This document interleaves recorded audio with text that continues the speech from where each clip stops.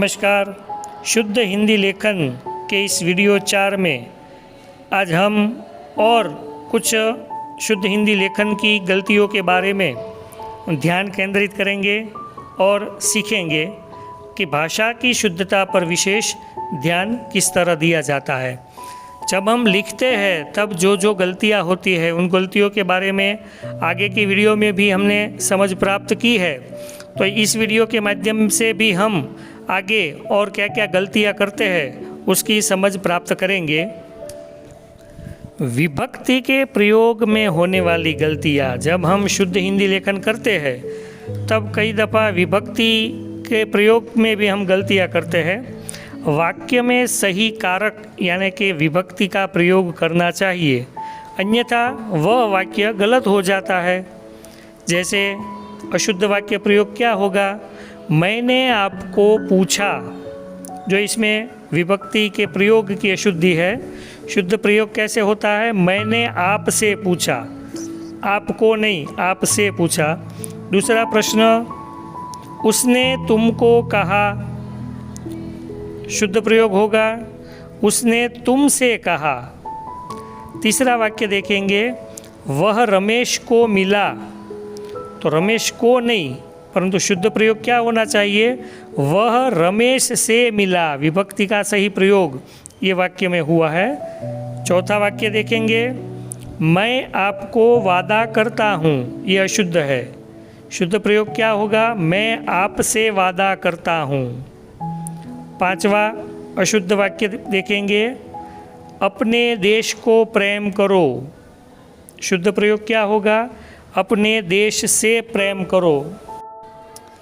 इसके बाद का वाक्य देखेंगे, वह नदी के तरफ गया। यह शुद्ध वाक्य रचना है। विभक्ति के प्रयोग में इसमें गलती है। शुद्ध प्रयोग क्या होना चाहिए? वह नदी की तरफ गया। तो इस प्रकार हम विभक्ति के प्रयोग में होने वाली गलतियों को सुधार सकते हैं और वाक्य रचना जो है वो शुद्ध तरीके से लिख सकते हैं। अध्ययन के तौर पर हम कुछ अशुद्ध वाक्य प्रयोग और शुद्ध वाक्य प्रयोग देखेंगे। पहला वाक्य जो है, पिताजी ने उसे शिक्षा दी, ये अशुद्ध प्रयोग है। शुद्ध प्रयोग क्या होना चाहिए? शिक्षा का उपदेश। पिताजी ने उसे सजा दी। दूसरा वाक्य, बच्चे दफ्तर लेकर स्कूल जाते हैं, तो यहाँ दफ्तर शब्द जो है वो अशुद्ध प्रयोग है, क्योंकि दफ्तर का अर्थ कार्यालय होता है। शुद्ध प्रयोग क्या होगा?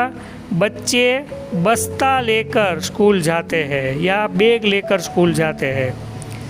तीसरा वाक्य, वहाँ कलाई पर घड़ियाल बांधता है। घड़ियाल शब्द जो है वो उसका अर्थ होता है मगर, घड़ियाल मगर।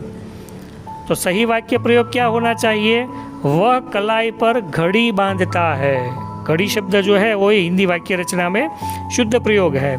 चौथा वाक्य, सूरत की आबादी इतिहास में प्रसिद्ध है, तो यहाँ आबादी शब्द जो गलत अशुद्ध प्रयोग है उसका अर्थ जनसंख्या होता है, तो उसका शुद्ध प्रयोग क्या होना चाहिए?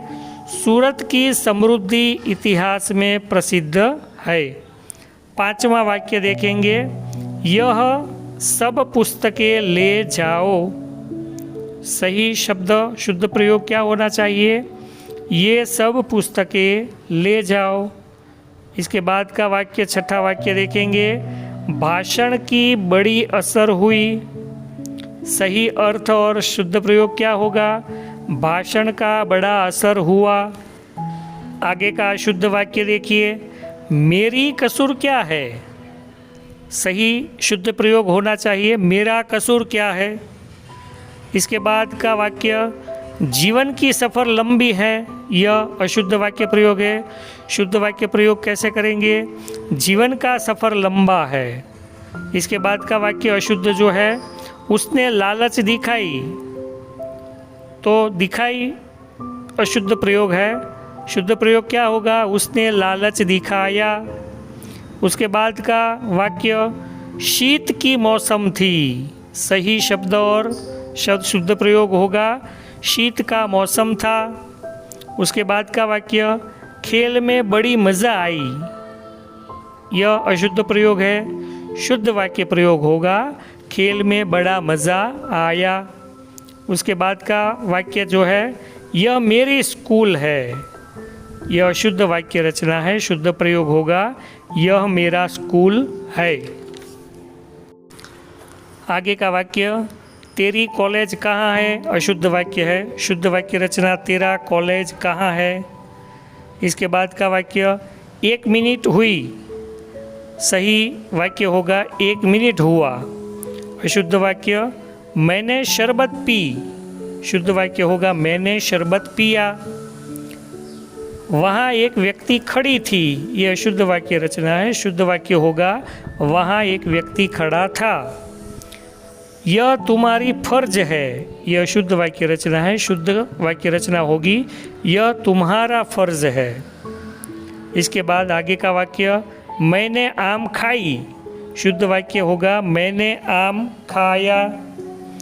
इसके बाद का वाक्य मैंने इम्तहान पूरी हो गई, शुद्ध वाक्य होगा मेरा इम्तहान पूरा हो गया।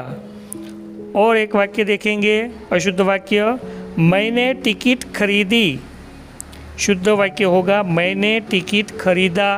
तो इस प्रकार वाक्य की शुद्धता लिखने में हम जो गलतियाँ करते हैं वो अच्छी तरह से समझ में लेकर अशुद्ध वाक्य रचना हम कभी नहीं करेंगे। गलतियों को सुधार कर आगे बढ़ने का प्रयत्न करेंगे। मेरा ये वीडियो अगर आपको पसंद आया हो तो उसको लाइक करके सब्सक्राइब ज़रूर कीजिएगा।